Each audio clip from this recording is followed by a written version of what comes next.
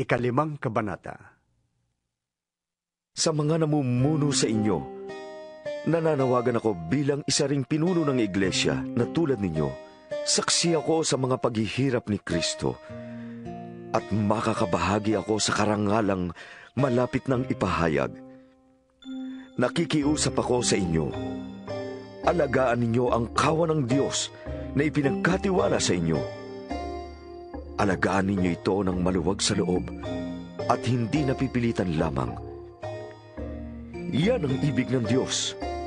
Gampanan ninyo ang inyong tungkulin, hindi dahil sa pera, kundi dahil gusto ninyong makapaglingkod. Hindi bilang Panginoon ng inyong nasasakupan, kundi maging halimbawa nila kayo. At pagparito ng pinakapunong pastol, ay tatanggap kayo ng maningning na koronang di kukupas kailanman. At kayo naman, mga kabataan, pasakop kayo sa mga pinuno ng iglesia.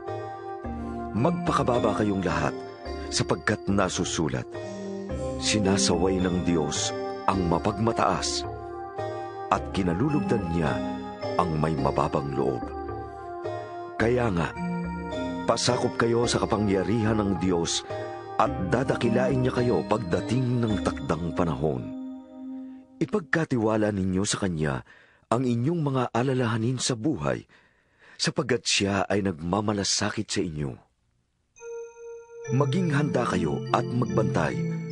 Ang diablo na kaaway ninyo ay parang leong umaatungal at aali-aligid na naghahanap ng masisila. Labanan ninyo siya at magpakatatag kayo sa inyong pananalig sa Diyos. Tulad ng alam ninyo, hindi lamang kayo ang nagtitiis ng ganitong kahirapan, kundi pati ang inyong mga kapatid sa buong daigdig.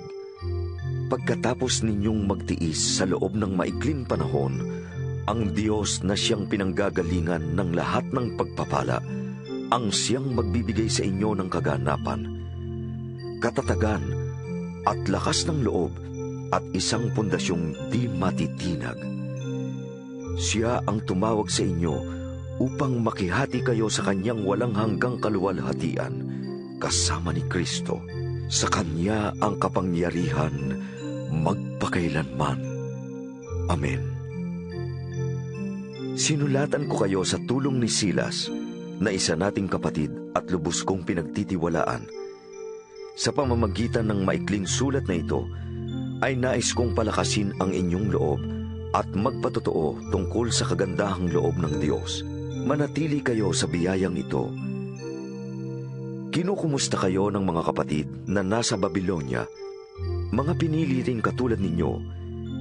Kinukumusta rin kayo ni Marcos, ang mahal kong anak sa pananampalataya. Buong giliw kayong magbatian bilang magkakapatid kay Kristo. Ang kapayapaan ay sumainyong lahat, mga tagasunod ni Kristo.